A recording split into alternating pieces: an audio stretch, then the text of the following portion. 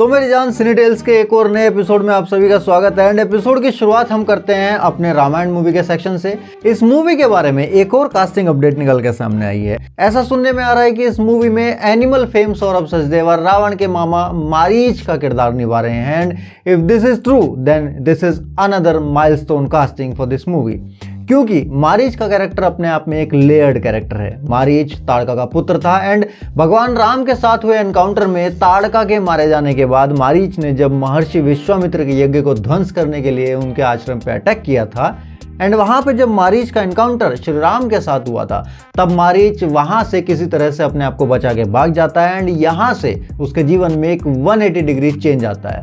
वो वन में एक कुटिया बना के रहने लगता है। Even some versions of Ramayan में तो यहां तक कहा गया है कि मारीच उस इंसिडेंट के बाद खुद श्री राम का भक्त बन गया था एंड उसने अपनी आसुरी प्रवृत्तियां त्याग दी थी। एनीवे, ये एक अलग पॉइंट ऑफ डिस्कशन है, but at the end Ravan उसके पास पहुंचता है एंड उसको सीता हरण की अपनी योजना बताता है एंड लास्ट में मारीच श्री राम के हाथों मृत्यु को प्राप्त होता है। अब ये जो मैंने मारीच की कहानी अभी आपको सुनाई, ये एक छोटी सी समरी है उसकी लाइफ स्टोरी की। इसकी अपनी बहुत सी लेयर्स हैं, तो यहाँ से हमें ये समझ आता है कि मारीच का कैरेक्टर अपने आप में कितना लेयर्ड है एंड उसको प्ले करने के लिए वाकई एक अच्छे आर्टिस्ट की जरूरत है। एंड सौरभ सचदेवा जो खुद एक्टिंग कोच भी हैं, जब उनको हम स्क्रीन पे मारीच के रूप में देखेंगे तो कहीं ना कहीं वो एक परफेक्ट एम्बॉडीमेंट साबित हो सकते हैं इस कैरेक्टर के लिए। हालांकि एनिमल के बाद हमने सौरभ सचदेवा को और भी कई छोटे छोटे कैरेक्टर्स के रूप में देखा है, लेकिन मोस्टली वो अपना एनिमल वाला पर्सोना ही कैरी करते हैं। जैसे अभी बागी 4 का एग्जाम्पल ले लो। बट ये चीज एज ए परफॉर्मर कहीं भी सौरभ सचदेवा के आड़े नहीं आती, क्योंकि किस मूवी में उनको कैसा परफॉर्म करना है ये मेकर्स पे भी डिपेंड करता है। उसमें हम उन्हें एक बैड एक्टर के तौर पे जज नहीं कर सकते। एनीवे, यहाँ मैं बस यही कहूंगा कि मैं पर्सनली सौरभ सचदेवा को मारीच के कैरेक्टर में जरूर देखना चाहूंगा, वो भी प्रॉपर बैक स्टोरी के साथ। आप कमेंट्स में बताइए कि आप इस बारे में क्या सोचते हैं। वहीं रामायण को लेके ही एक और अपडेट आई है कि सनी देओल ने पार्ट 1 के लिए अपना कैमियो शूट कंप्लीट कर लिया है। हमने कुछ टाइम पहले ही ऑफिशियल न्यूज सुनी थी कि रामायण पार्ट 1 का शूट रैप अप हो चुका है पहले ही, लेकिन अब इस खबर का आना कि सनी देओल का शूट अब खत्म हुआ है, वो ये बताता है कि पार्ट 1 के एंड में उनका पोस्ट क्रेडिट सीन टाइप का कुछ हो सकता है, क्योंकि यूजुअली पोस्ट क्रेडिट वगैरह इसी तरह से शूट होते हैं। हमेशा नहीं, but in most of the cases.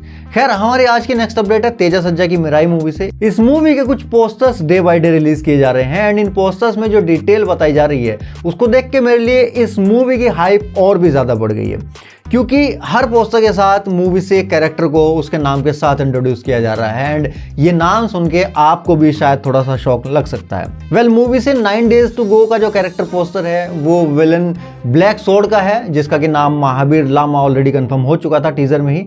Next है रितिका नायक का character and the name is Vibha and यहां से शुरू होता है interesting part. Next poster of Jagapathi Babu, जिनके कैरेक्टर का नाम है अंगम बली या अंगम बाली।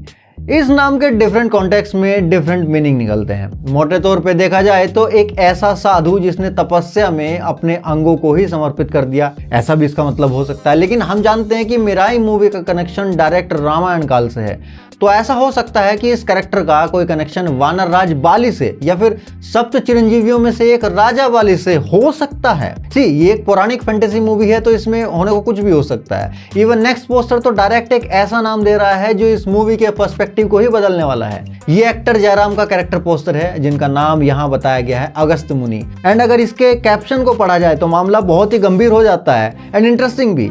N aura that is eternal and enigma so mystical. Agast Muni on big screen. कहीं ये वही अगस्त ऋषि तो नहीं जिनकी गणना सप्तऋषियों में होती है। एंड वनवास काल के दौरान जिनसे श्री राम की जब भेंट होती है तब अगस्त ऋषि ने ही उनको दिव्य धनुष एंड एरोस गिफ्ट किए थे, जिसका उपयोग उन्होंने आगे चलकर राक्षसों के संहार के लिए किया। एंड चूंकि ट्रेलर के इस शॉट में भगवान राम इन्हें दर्शन भी दे रहे हैं, तो इससे काफी हद तक ये क्लियर हो जाता है कि ये वही अगस्त ऋषि है। एंड अगर ये सच है तो हमारी वो थ्योरी भी मे बी बहुत ज्यादा चांसेस है कि वो भी ट्रू हो जाए कि मूवी में दिखने वाला मिराई नाम का ये वेपन मोस्ट प्रोबेबली भगवान राम का या तो वही दिव्य धनुष है या फिर उनका कोई दिव्य बाण। वेल, लेट्स सी, जल्दी मूवी आने वाली है, पता चल जाएगा। वैसे ऐसा हो जाए तो भाई मजा आ जाएगा। वैसे जो सबसे पहले जो पोस्टर आया था 10 डेज टू गो पे, उसको मैं लास्ट में रख रहा हूँ, वो है श्रेया शरण का कैरेक्टर पोस्टर एंड उनका नाम है अंबिका। एंड ये जान के मुझे अच्छा लगा, क्योंकि ये थ्योरी मैंने ही बनाई थी कि श्रेया शरण का कैरेक्टर तेजा सज्जा के कैरेक्टर की माँ हो सकती है। वेल, मिराई से याद आया, तेजा सज्जा की नेक्स्ट मूवी की अनाउंसमेंट भी पीपल मीडिया फैक्ट्री वालों की तरफ से ही हो चुकी है एंड जिस तरह तरह से इसका पोस्टर सामने आया है एंड इसका कैप्शन है तो लगता है ये भी हनुमान एंड मिराई की तरह ही एक और बड़ा प्रोजेक्ट होने वाला है तेजा सज्जा का।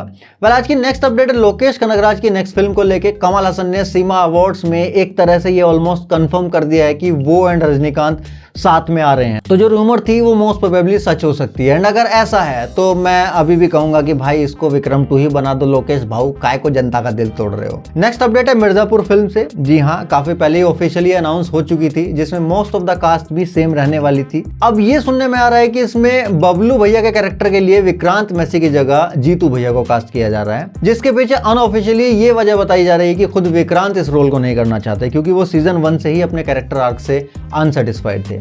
वेल, क्या आप मिर्जापुर फिल्म में जीतू भैया को बबलू भैया के रूप में देखना चाहोगे? कमेंट्स में बताओ। नेक्स्ट अपडेट के अकॉर्डिंग यूट्यूबर अमित भड़ाना ने अपनी थिएट्रिकल फिल्म अनाउंस कर दी है जिसका टाइटल है पेपर लीक। तो नाम से ही समझ आ गया होगा कि भाई इस फिल्म का मुद्दा क्या होने वाला है। वेल, देखना इंटरेस्टिंग होगा कि इस फिल्म का आउटपुट कैसा आता है। वहीं स्ट्रीट फाइटर मूवी से भी सभी कास्टिंग मेंबर की ऑफिशियल अनाउंसमेंट हो चुकी है जिसमें काफी पहले से रूमर्स आ रही थी कि विद्युत जामवाल इस मूवी में ढाल सिंह के रोल में दिखाई देने वाले हैं। तो अब ये बात ऑफिशियली पोस्टर्स के जरिए कंफर्म हो चुकी है एंड आई एम हैप्पी कि इस मूवी में विद्युत जामवाल के पोटेंशियल का सही इस्तेमाल हो सकता है। एटलीस्ट होप तो कर ही सकते हैं भाई। खैर, तो ये थी अभी तक की सभी बड़ी अपडेट्स। वीडियो को लाइक एंड हाइप करना बिल्कुल मत भूलना। मैं स्क्रीन पर दिखा रहा हूं कैसे करना है पूरा प्रोसेस। मिलते हैं नेक्स्ट वीडियो में, तब तक के लिए सायोनारा।